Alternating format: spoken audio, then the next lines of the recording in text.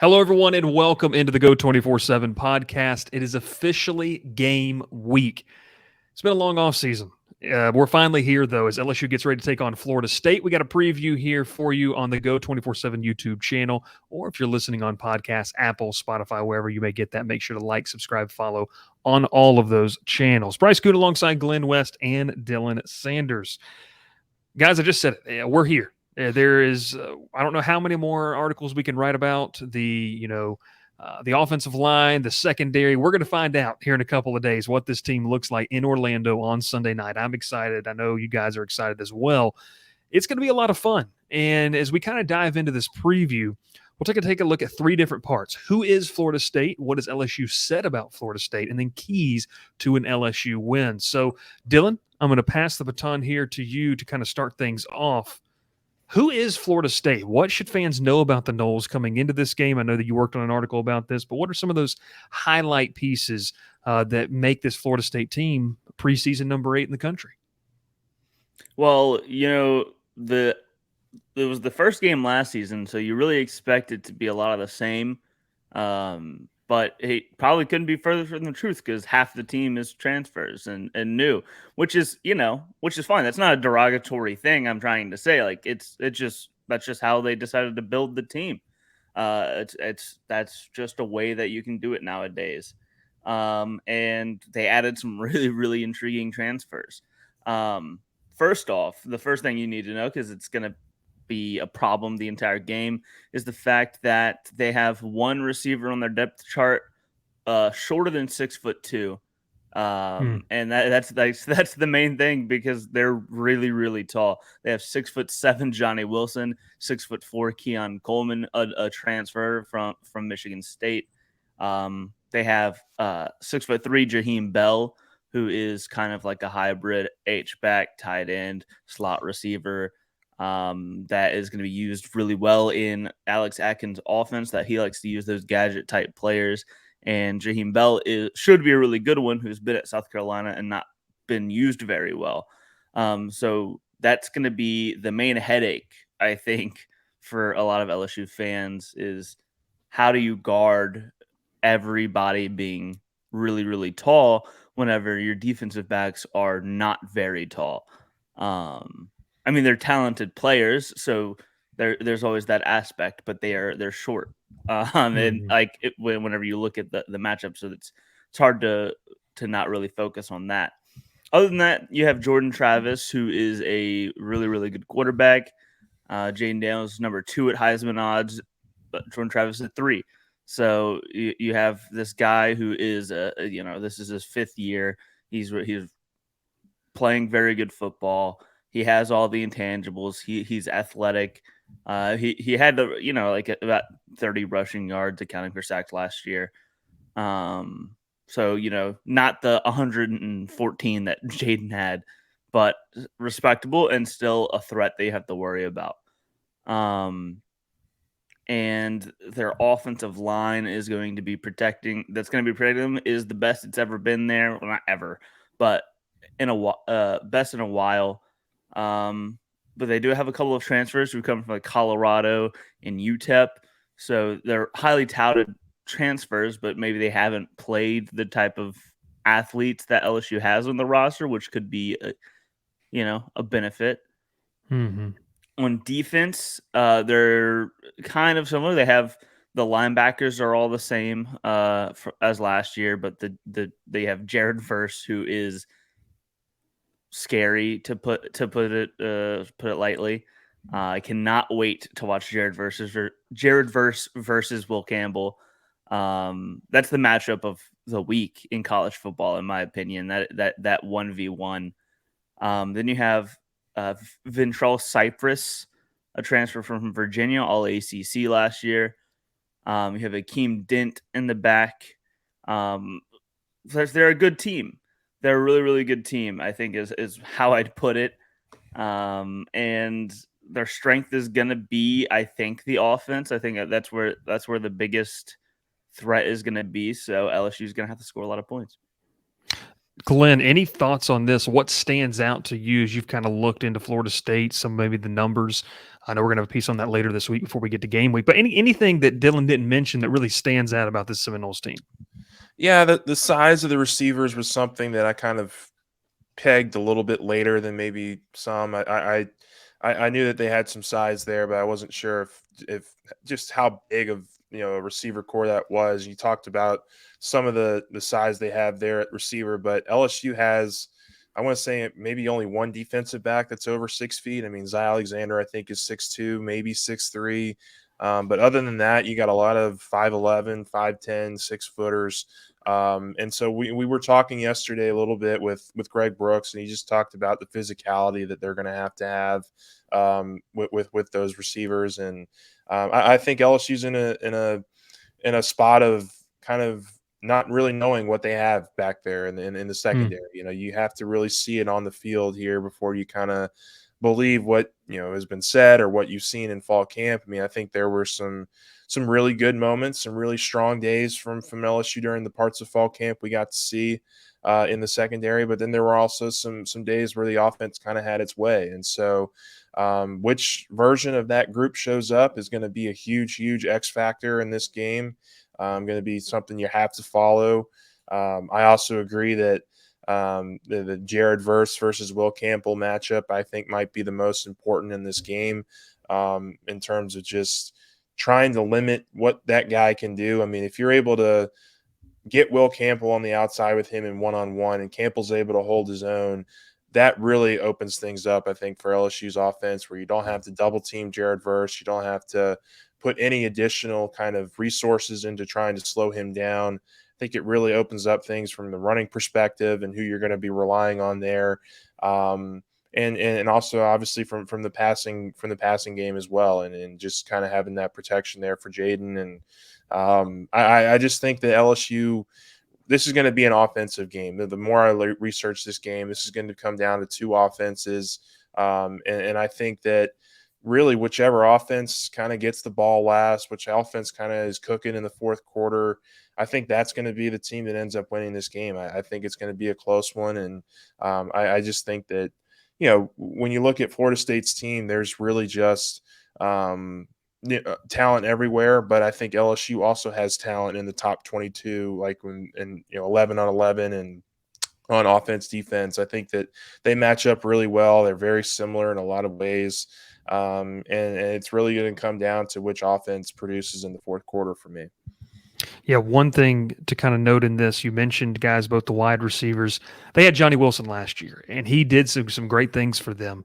They really didn't have that second option. And so some of those names that you mentioned, Jaheim Bell, obviously Keon Coleman, what does it look like? And similar questions to what we've talked with Jaden Daniels, had the piece coming today, is they want to be more explosive. Well, now Florida State feels like they might have some more weapons. How explosive can they be? So I do agree with you, Glenn, though. I think it's going to be one of those matchups that whoever kind of gets rolling late, it might be two heavyweights kind of, feeling each other out the first half just to kind of see different things.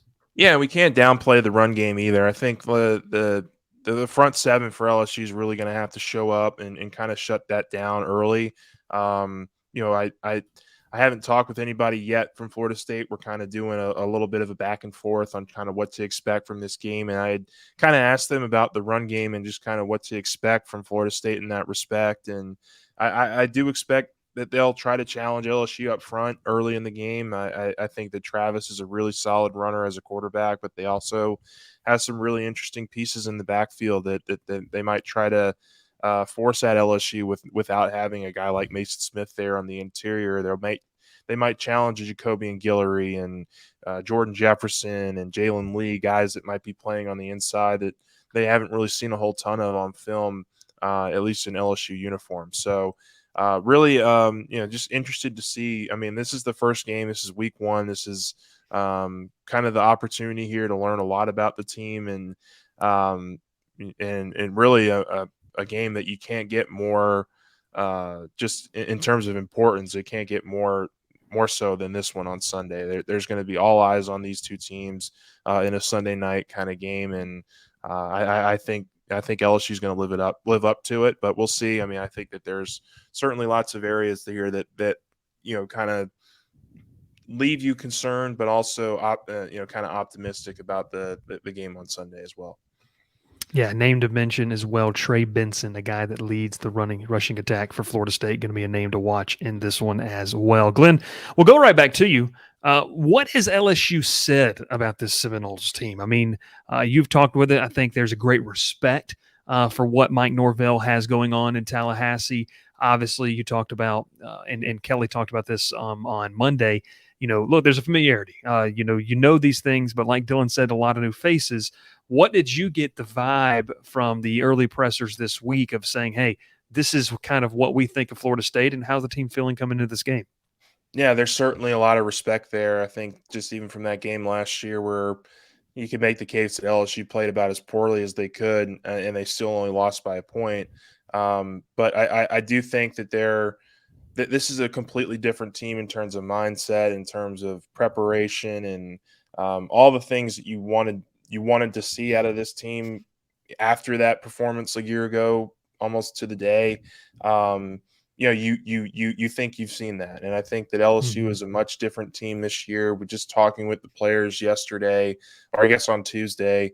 Jaden talked a lot about just kind of what an experience that was for him, just kind of getting his feet wet with this team, and really the offense not having all of its stuff in yet. I mean, they were really kind of in the early stages of this rebuild last year, and lots of new faces, lots of guys that you just didn't really know what to expect out of, and it's a very completely different feel this year. I mean, the foundation's there, the core is there from last year, and just kind of all the developments they were able to make this offseason. I think LSU feels really comfortable about where they're at right now. They think they have some creativity and some explosiveness they're really going to be able to tap into with this matchup.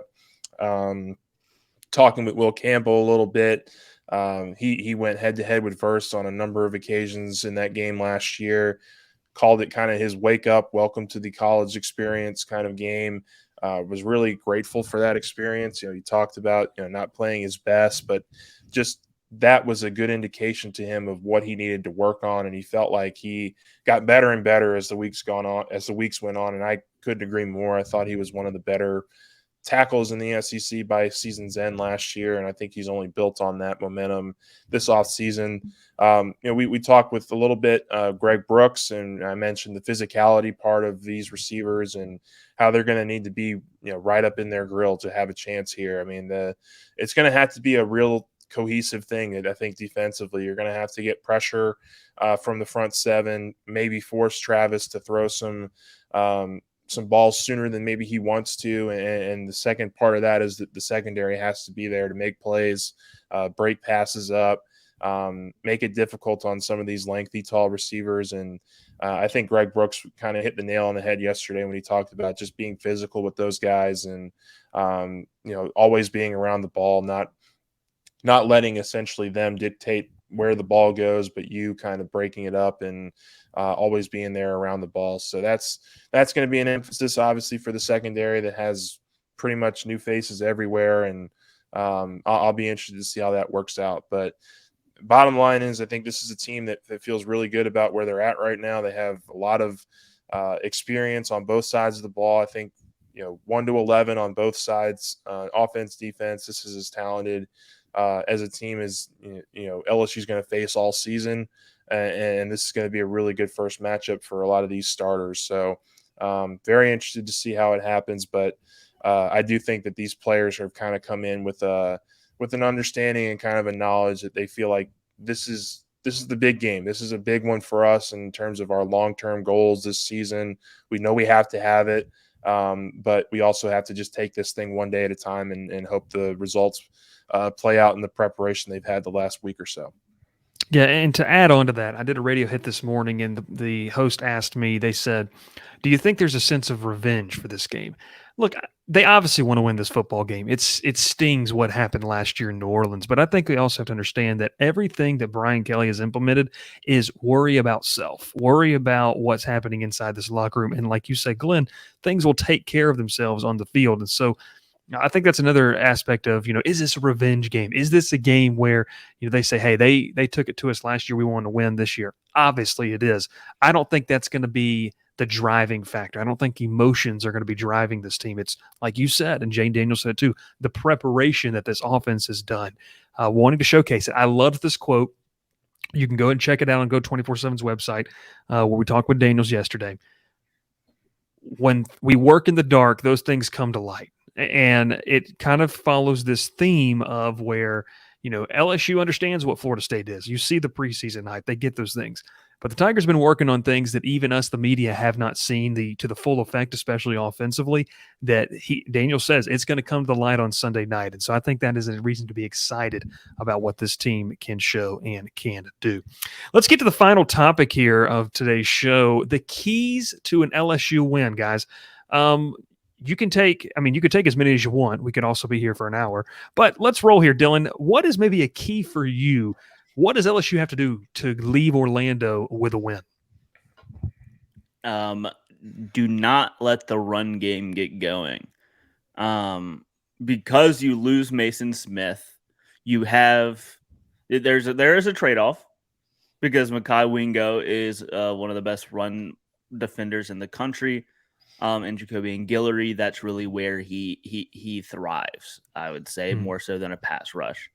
Mekhi Wingo, I do believe, improved as a pass rusher, but that's definitely still not his strength.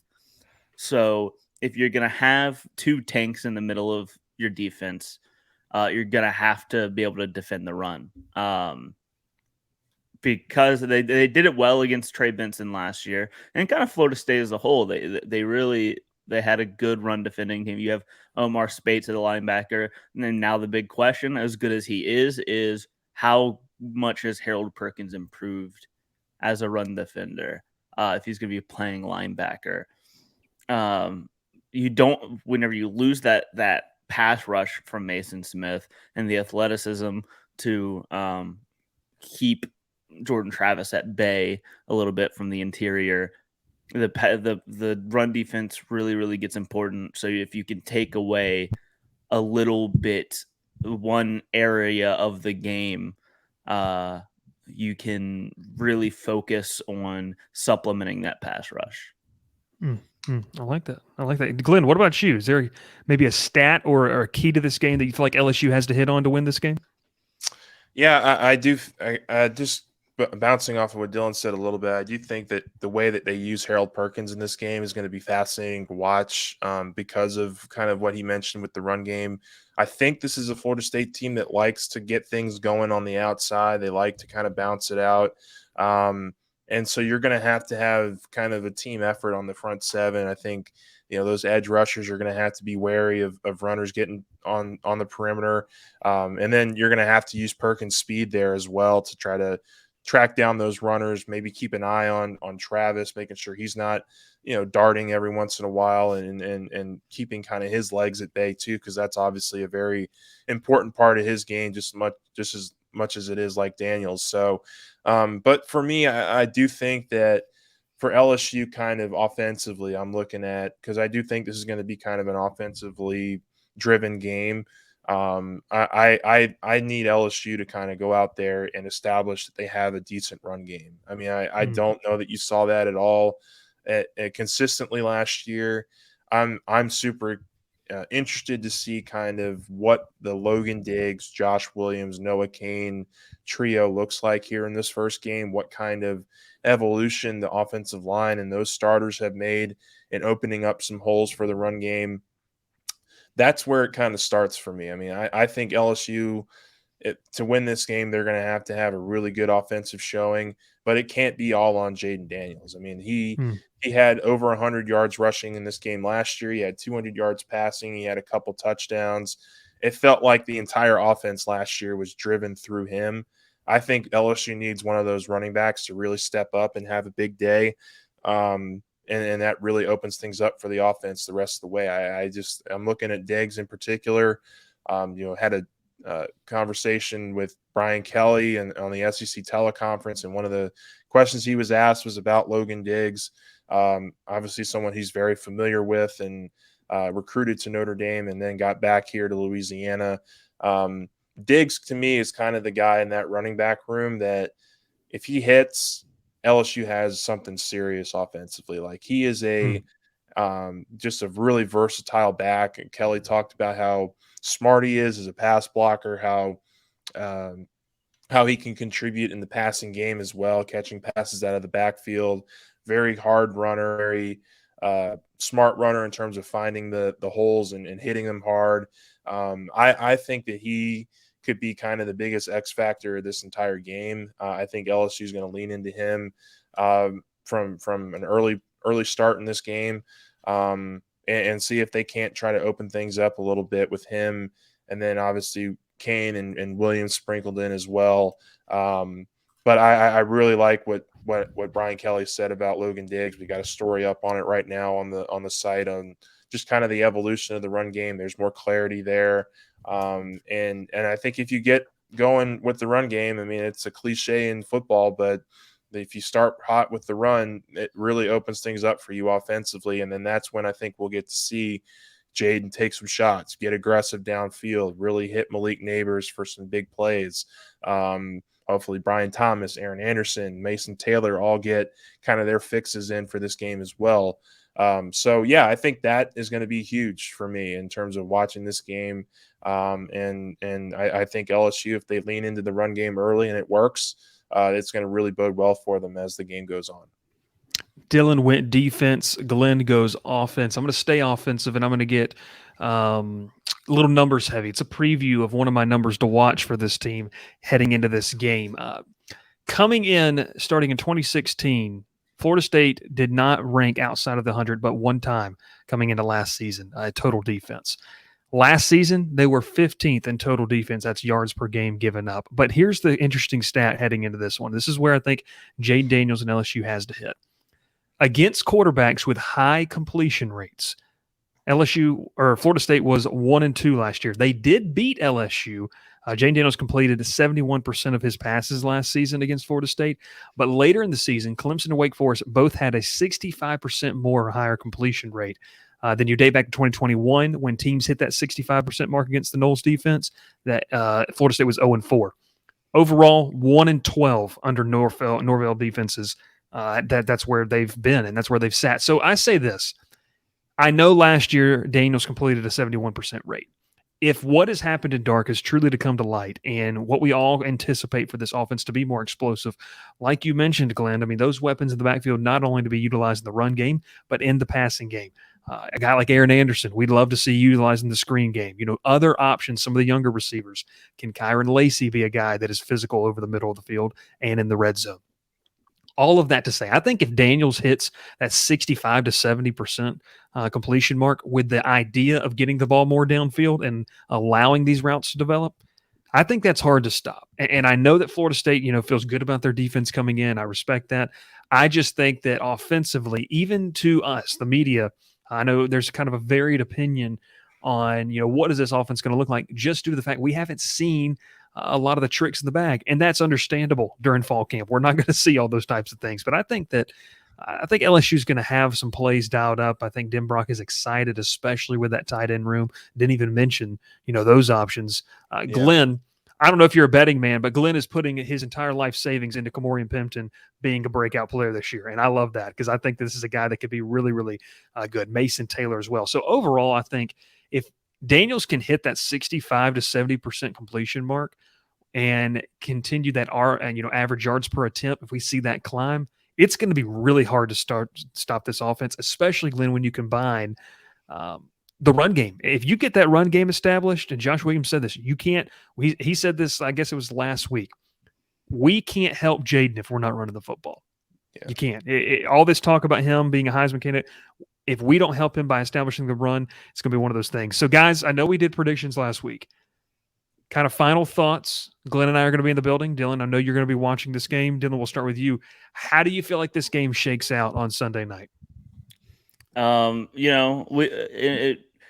Before I give my final prediction, I do want to give a shout out to one more player that I think either does not have a stat in this game or change the game on one play, and that's going to be Chris Hilton.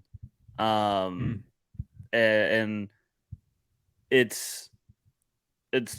he has the ability, Florida State doesn't have any track stars, which I say knowing Shaheem Brown played track, but it was relay. So is it really track? You said it. And Crizone has the chance, I think, to take the top off of a defense. And especially this one, like Akeem Dent, as good as he is not the fast. He's quicker than he is fast. Shaheem Brown is a former linebacker, so it's not like he's coming a full receiver playing defensive back. Mm-hmm. I think they have the ability to have their top taken off, and I'm really, really interested to see that, to see if that is something that they can take advantage of. And so with that, I will go my final prediction, my final score. I've been tossing and turning. It's kept me up at night. I didn't know where this game was going to go. I woke up screaming in the middle of the night, saying, "Oh no, what are we going to do?" But I'm going to go 32-28.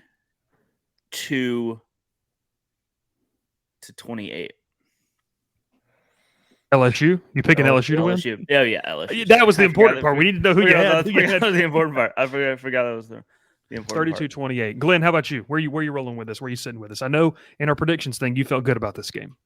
Yeah, I did. I've kind of felt really all along that if LSU kind of plays the way that they did towards the end of last season, in a vacuum, that this was a game that they could absolutely win. And like I haven't gotten off that at all. I think that LSU kind of wins this in the kind of like I said, a fourth quarter kind of battle where I think both offenses are kind of in a groove, and whichever offense I think gets the ball last, whichever offense kind of has the most consistency in the second half, I think is the one that wins this game. I have LSU at 33-30. Maybe a last-second Damian Ramos field goal. Anybody? Ooh, a little redemption factor. Maybe a little redemption, a little bounce back for Ramos. But no, I think that's going to be a tight game. I don't expect it to be a 10-point or higher kind of game. I think it'll fall somewhere in the 7-3 range in terms of score, in terms of distance and score. But just kind of another final thought here. I don't think we should exclude the importance of Aaron Anderson as the return man in this game. Ooh. I think he is probably the most dynamic return guy LSU's had in like 5 or 6 years. I mean, it's been a while since LSU's had a guy that I have felt personally this good about in the return game. I think if he can flip the field for you once, twice, that could also be a huge difference in whether or not you win this game. I think he is going to be a big X factor. And like you said, Bryce, how they use him out of the screen game and short yardage. I mean, we saw it in fall camp. His change of direction is just absurd. And like if you whiff on him on the first time, he's off to the races down the field, and he's very hard to catch. So I do think that he's a guy that people should be circling as a potential change of pace, maybe once, maybe twice. In special teams, he makes a big play. But I think LSU wins this game in a nail biter and gets their season off to a really good start. Man, I think you guys have sold me. I think you've sold me to flip my pick. If you read the article that we put together over the weekend, I did pick LSU to finish 10-2 in the season with losses to Florida State and Alabama. But now, as I get more into this game and really hearing the comments from Jay Daniels, I understand I shouldn't be swayed by too much, but I really do believe that this offense has been working on things, not just that we haven't seen in fall camp, but things I don't think maybe even some of the coaching staff understands, the bonds between Daniels and some of these receivers that were built during the summer, when coaches aren't watching, during the rest of the offseason when coaches aren't watching. I think it has a chance to be a really fun game offensively. And you mentioned, too, this is a game where, look, I think LSU knows front seven-wise they're going to be pretty good. But this is a chance to kind of signal to the rest of the college football world on a national stage, primetime Sunday night game, hey, we're going to be really good, and we are a contender. We're not one of those dark horse contenders for the playoff. We are a team that can go to Atlanta, beat a Georgia. We can go to a playoff and beat somebody and see what happens. I like LSU in this game. The spread's 2.5. I would take the Tigers. Dylan, I was almost identical. I had it written down before, but I would say 31-27. I think we're all in kind of that category of it being a really close game. I don't kind really of, know how they get to 32, but I'm going to keep it. I'm going to keep it at That's 32. fine. I've seen teams do it before. That's completely okay. I'm going 31-27. I think that we all kind of agree this is going to be a game that is decided in the fourth quarter, crunch time. And Glenn, out of all our predictions, I hope yours happens. I hope that we get to see Damian Ramos knock one too, not just because of Ramos getting to talk to him, but because of the TikTok that he's going to make afterwards. It'll be absolutely amazing. I know how they get to 32, Dylan. A block extra point. Ooh, okay. A little salt in the wound there. A little salt in the wound, but hey, I mean, that is true. That is true. You know what? Just for good vibes reasons, I'm going to go 33-28. 33-28. Dylan goes 33-28. I go 31-27. Glenn goes 33-30. We'll be in the building. It's going to be a lot of fun. Make sure to stay tuned to the social media channels for the latest content. Head over to Go247. Head over to our website. Make sure you get that subscription. Good deal about to come out as well. Going to be a lot of fun for you to be a part of all the VIP content. We're going to have wall-to-wall coverage as we get ready for folks. I think this can be, we look back, one of the games of the year. This really has a chance to be one of the highlight marquee games of the 2023 season, and your Tigers get to play in it in week one. The only week one matchup that pits two top-ranked teams against each other. Going to be very interesting to watch as well. This has been another episode of the Go247 podcast. We appreciate you over on the YouTube channel. Keep that subscriber count climbing. We're excited to continue to do that. We're going to have a recruiting pod, the live show on Monday night. Make sure you tune in. We're going to hang out, talk some ball, and talk about our thoughts and hear your thoughts on the LSU Florida State matchup, hopefully after a big Tiger win in Orlando. We'll catch you next time. This has been another episode here on the Go247 podcast.